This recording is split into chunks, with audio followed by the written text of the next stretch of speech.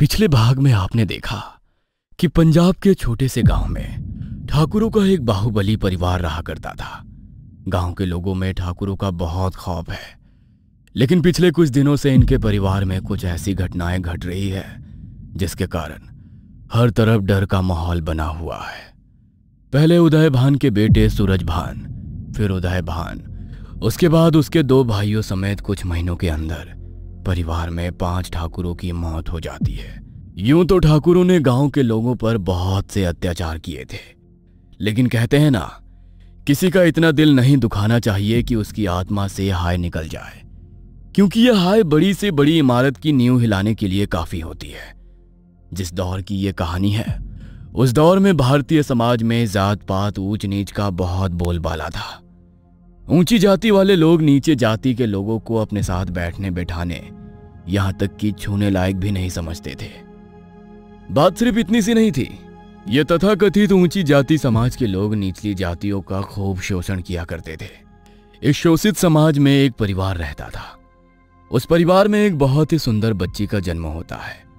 उसके रूप रंग से प्रभावित होकर माता पिता उसे लोना नाम से बुलाने लगते हैं।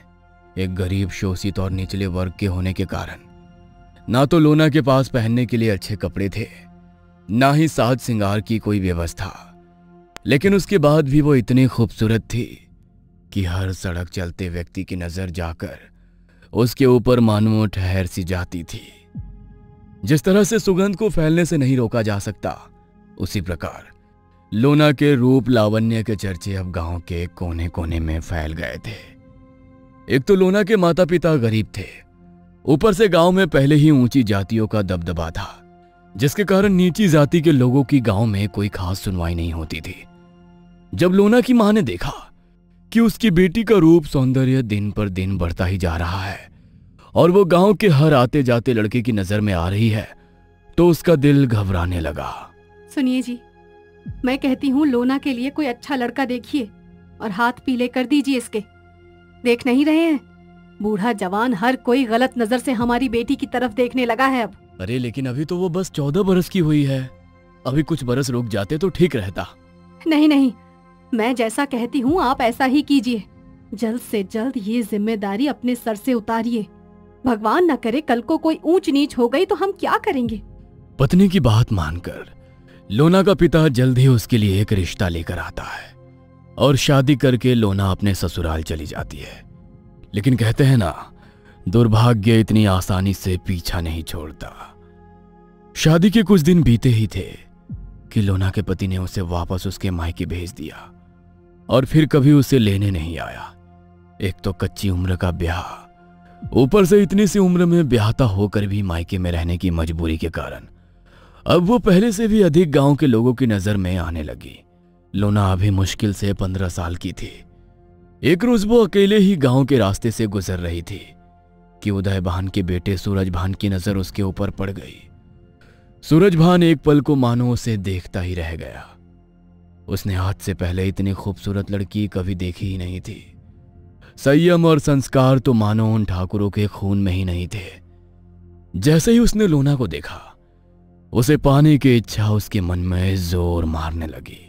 सूरज भान अभी इसी ताक में रहने लगा कि कैसे उसे लोना से नजदीकी बढ़ाने का मौका मिल जाए। एक रोज सूरज भान ने मौका पाकर लोना को बीच रास्ते में रोक लिया और उसे अपने साथ चलने के लिए कहा। देखो, मेरा रास्ता छोड़ दो, मुझे जाने दो। मेरी माँ इंतजार कर रही होगी, मुझे आपके साथ नहीं जाना है।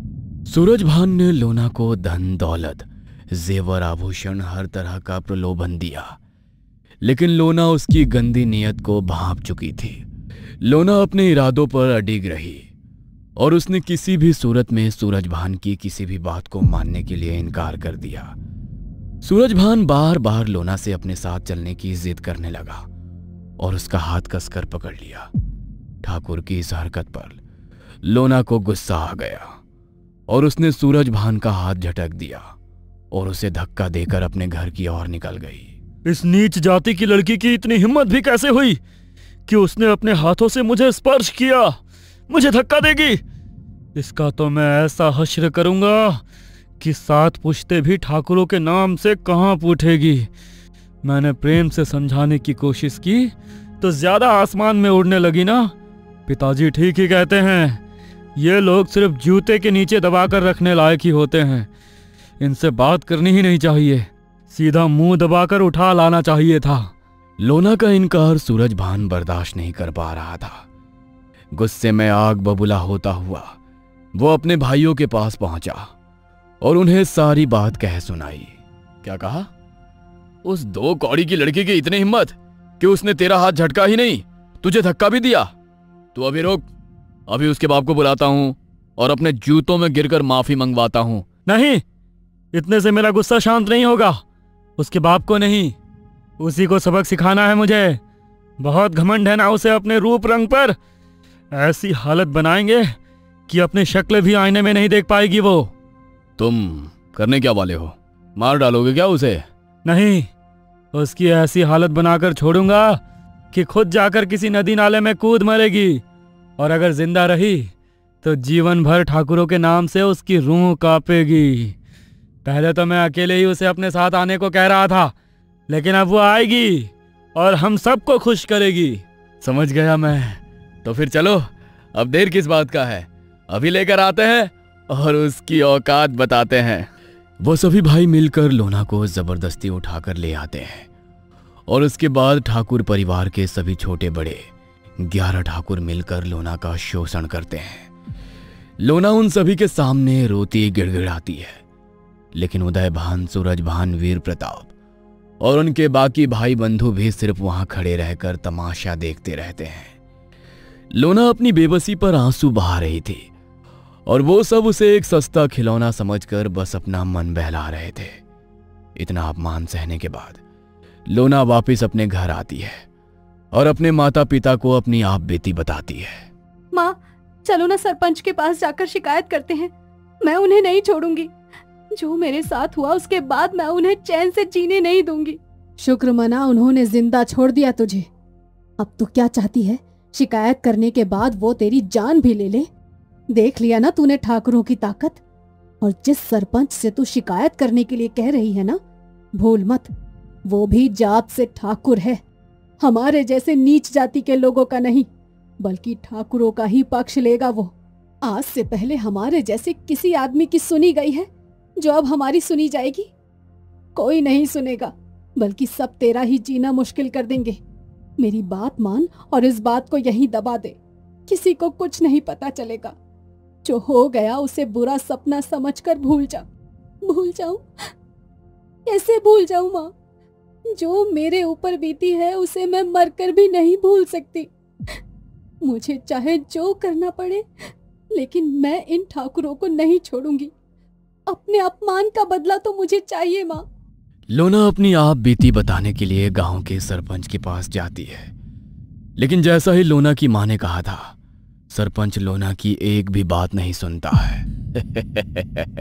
खुद बच्चलन है और आई है ठाकुर के खानदान पर कीचड़ उछालने।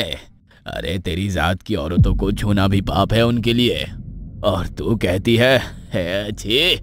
अब समझ में आया, इतनी अच्छी शक्ल सूरत होने पर भी तेरे आदमी ने तुझे क्यों छोड़ दिया। सरपंच की बातें लोना को ऐसी लग रही थी मानो किसी ने कान में पिघला लोहा डाल दिया हो। लोना अपने घर वापस लौट आई, लेकिन उनके भीतर क्रोध और बदले की आग अभी भी धड़क रही थी। वो किसी भी तरह उन 11 ठाकुरों के कुकर्म को भूल नहीं पा रही थी।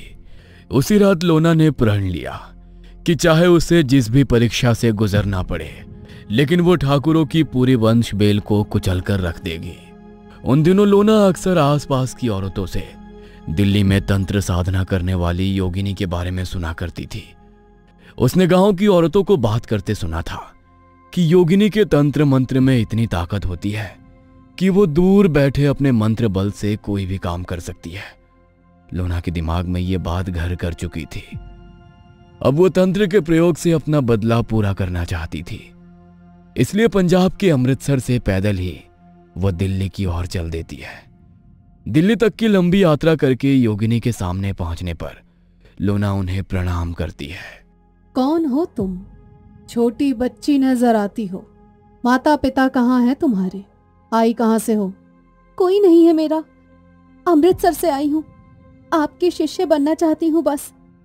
चाहे जो करो, मुझे भी अपनी तरह योगिनी बना लो। आप जो कहेंगी मैं सब करूंगी।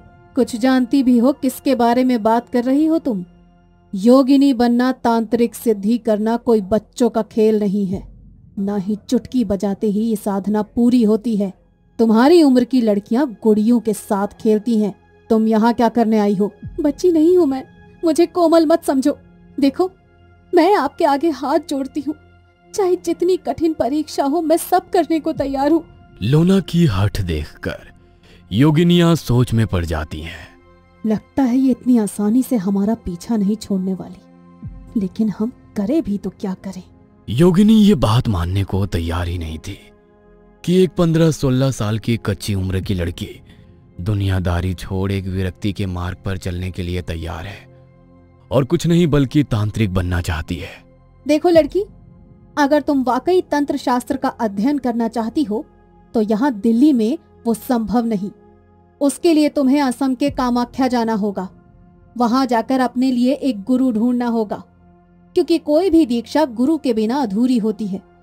किसी भी दीक्षा का पूर्ण फल तभी प्राप्त होता है जब वह कार्य किसी गुरु के संरक्षण में किया जाए। योगिनियों को लगा कि शायद असम का नाम लेने के बाद लोना अपना इरादा बदल देगी, क्योंकि जिस समय की ये बात है उस समय में यातायात के साधनों का विकास नहीं हुआ था। दिल्ली से असम तक जाना बहुत कठिन कार्य था। योगिनियों की बात सुनने के बाद तो लोना के इरादे और भी मजबूत हो जाते हैं और वो कामाख्या जाने के लिए तैयार हो जाती है। क्या तुम वाकई अकेली यहाँ से इतना दूर कामाख्या जाओगी? मैंने कहा ना, मुझे चाहे जो भी करना पड़े, लेकिन अब मैं पीछे हटने वालों में से नहीं। मैं अमृतसर से दिल्ली भी पैदल ही आई थी और अभी भी पैदल ही कामाख्या तक जाऊंगी। अपने भीतर जल रही आग को शांत करने के लिए अब उसे एक मार्ग मिल गया था, और रास्ते में आने वाली कठिनाइयों से घबराए बिना वो कामाख्या की ओर निकल जाती है। क्या लोना दिल्ली से असम का सफर तय कर पाएगी? क्या वो बन पाएगी एक योगिनी, या फिर अभी और भी मुश्किल उसका इंतजार कर रही है? जानने के लिए देखना ना भूले कहानी का अगला भाग।